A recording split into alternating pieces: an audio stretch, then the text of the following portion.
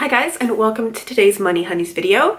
Today we are going to be talking about our 6th achievement, and that is saving up your full emergency fund.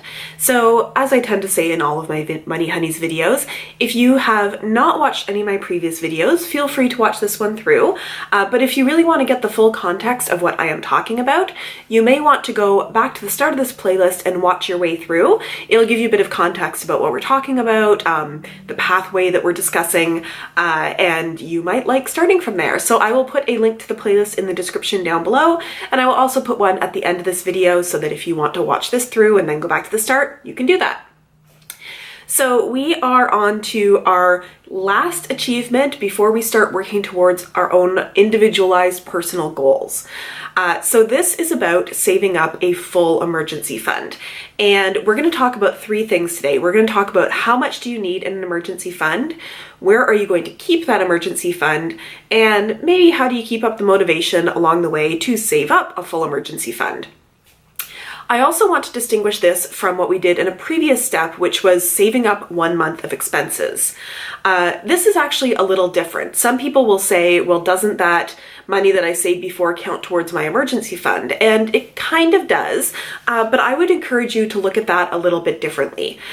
So basically in that previous step, we saved up 1 month worth of expenses, and we keep that in our checking account as sort of a buffer so that we're never getting close to zero any month. We always have 1 month of emergency expenses, and then we, put money into our account, spend money out of our account, up and down, budgeting for that monthly income each month. But we always have that buffer zone there. So you never really have to worry about going into overdraft. And in a lot of cases, it also keeps you from having to pay bank fees if you keep over a certain amount of money in your checking account. It's more of what I like to think of as like a buffer fund that you can dip into and then replace, but it's really there sort of in your checking account to give you just a little bit of buffer zone month to month. An emergency fund is different in that it is really money that you are setting aside so that if you lose your job, if there is a medical emergency, something like that, that you have money to live on so that you are not panicked. Basically, you're giving yourself many months of breathing room instead of that 1 month of breathing room that we filled into the buffer fund. So as I mentioned, the first thing that we are going to talk about is how much do you need to put into your emergency fund. And I like to err on the high side, but that is going to take some time to save towards. I'm going to put a link down below to an online calculator I found that helps you figure out how much you need to save into an emergency fund, because it's going to be different for everybody. I would say to do 6 months at least. I know some people say 3 months, but 3 months is a little bit more, to me 3 months doesn't feel like enough, but it really does depend on your job and your circumstances. So let's talk about that. If you lose your job, how long is it going to take you to find a new one? And that really depends on what the market is like, how in demand your profession is, how easy it is to find a job that is like your job, because some professions are very specialized and you make good money, but it's going to take you a while to find a job like that again. Other jobs, maybe if you do something that is very transferable and is always in demand, is going to be easier to find a replacement income for. But in a lot of cases, you'll see that the average time to find a job that replaces the job that you have is 6 to 8 months. So that's why I really recommend looking at 6 to 8 months of emergency fund. Now, what I'm talking about here is not 6 to 8 months of how much you make right now per month. So let's say, for example, that you make $4,000 in income each month, but your expenses are $3,000. Well, you need to save up the $3,000 times 6 or 8 months, whatever it is you choose to do. Because what you're really looking at is if you lost your job, if something came up, what would the actual amounts you would be spending per month be? And it would probably be less than you are spending now.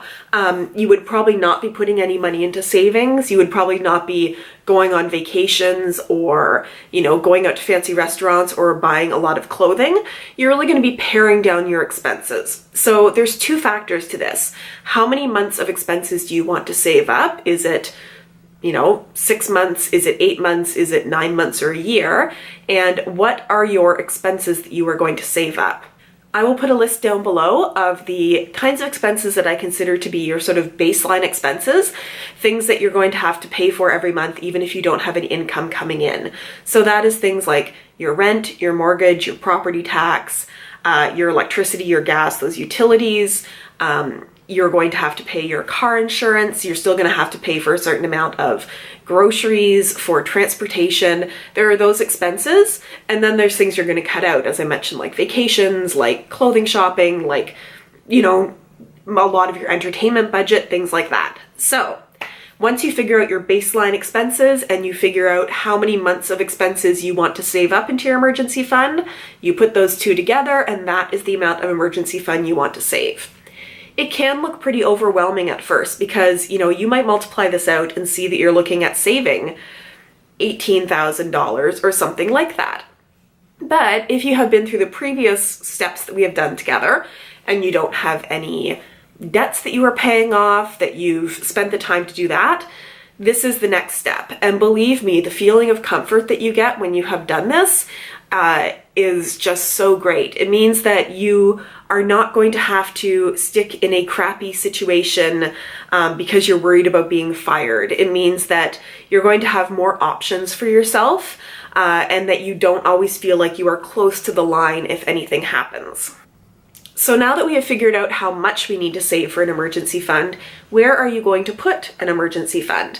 And the answer to this is that you want it to be something that is not risky. So yes, you probably want to make a little bit of money on your money.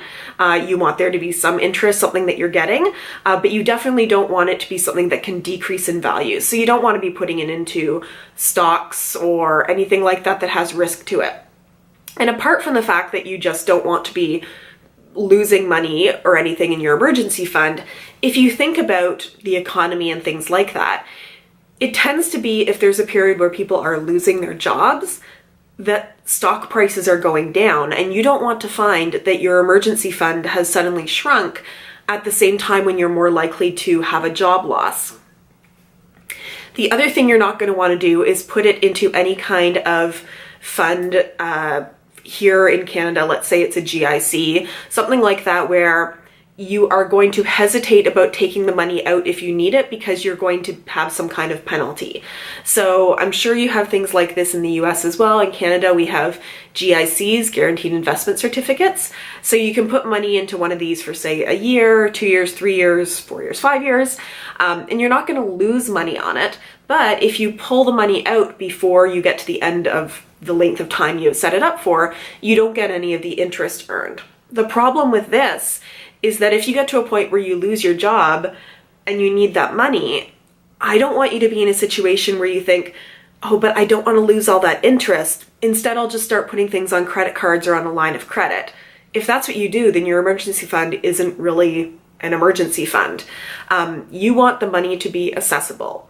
So this is things like savings accounts, money market accounts. Yes, you're not going to make a lot of money on it, but that's not the point of an emergency fund.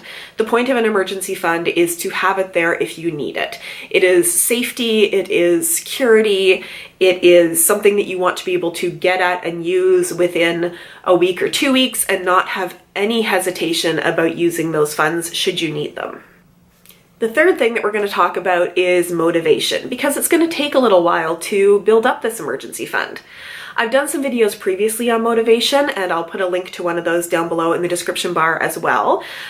Because really, if you are paying off debt and have a motivational technique for that and keeping track of it, really just the flip side of that is keeping track of saving money. So one of the things I suggested when you were paying off debt was to maybe make a drawing like a tree, and every time you pay off a certain amount of debt, you color in one of the leaves or put a leaf on it.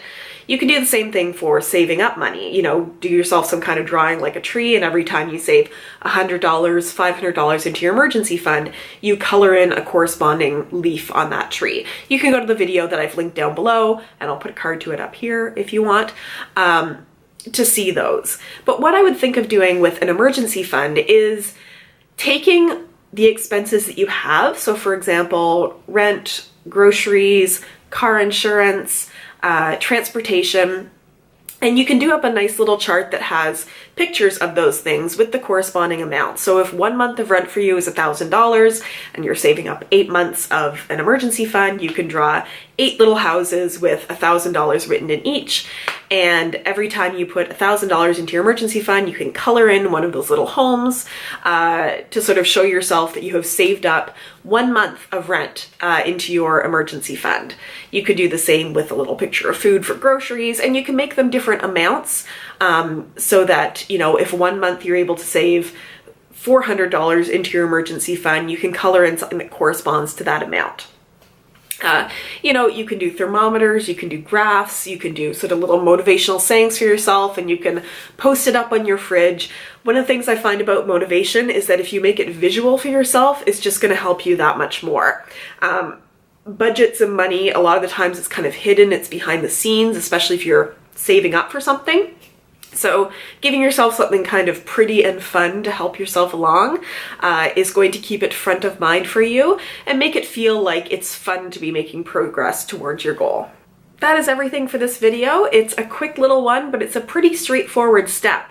It is straightforward, but it's not quick. It's going to take some time to do, but it is worth it.